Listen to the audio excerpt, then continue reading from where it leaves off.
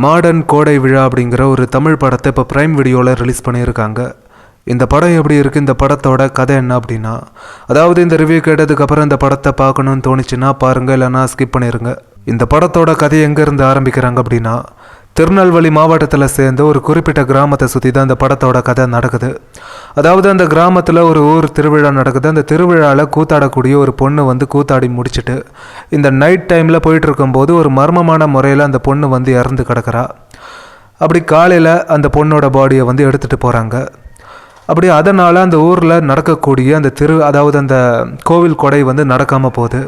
அப்படி இதை எப்படியாவது நடத்தணும் அப்படின்னு சொல்லிட்டு இந்த சென்னையில் ஹீரோ வந்து வேலை பார்க்குறாரு. அவரோட பாட்டிக்கு உடம்பு சரியில்லை அப்படின்னு சொல்லிட்டு அவரை கூட்டிகிட்டு வராங்க இந்த கிராமத்துக்கு. அவர் வராரு. அப்போ இவரை வச்சு எப்படி அந்த கோவில் கொடையை வந்து நடத்த போகிறாங்க அப்படிங்கிற இதெல்லாம் தான் இந்த படத்தோட கதை.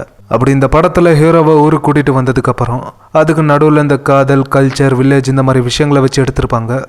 இந்த மாதிரி விஷயங்கள்லாம் உங்களுக்கு செட் ஆகும் அப்படின்னா இந்த படத்தை ட்ரை பண்ணி பாருங்கள்.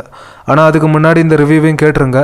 படத்தில் நெகட்டிவான விஷயங்க அப்படின்னா, இவங்க இந்த விஷயத்தெல்லாம் வச்சு படத்தை எடுத்திருக்காங்க அப்படிங்கிறதெல்லாம் சரிதான். ஆனால் அதை படத்தில் பார்க்கும்போது எப்படி இருக்குன்னா, இந்த படம் வந்து ஒரு லோ பட்ஜெட் படம் அப்படிங்கிறது இந்த படத்தில் அதெல்லாம் பார்க்கும்போது நல்லாவே தெரியுது.